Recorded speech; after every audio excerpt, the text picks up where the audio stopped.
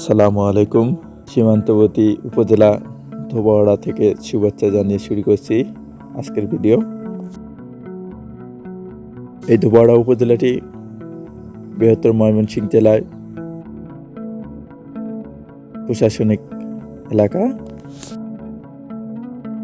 এই উপজেলাটির আয়তন প্রায় 252 কিলোমিটার বা 98 বর্গ কিলোমিটার।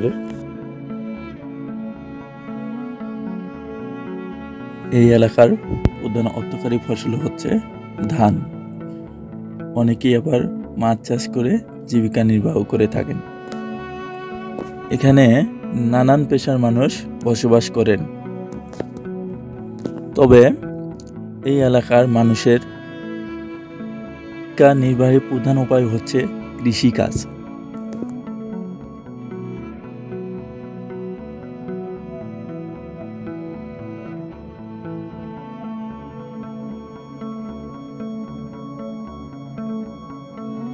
এই ধোবাউড়া উপজেলাটি পূর্বে নাম ছিল জিকুয়া বাজার।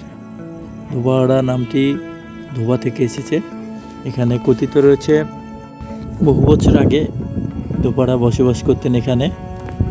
কোনো এক কারণে ধোবাড়া এখান থেকে চলে যায়। তারপর থেকে এই এলাকার নাম হয় ধোবাউড়া।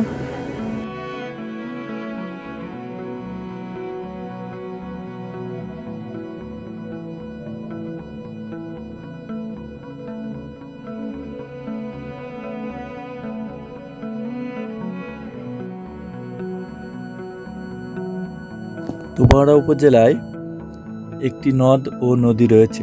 সেগুলো হচ্ছে নিতাই নদী আর একটা হচ্ছে কংসু নদ।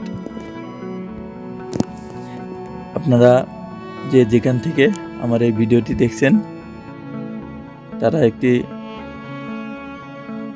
লাইক কমেন্ট শেয়ার করবেন এবং আমার চ্যানেলটি সাবস্ক্রাইব করবেন।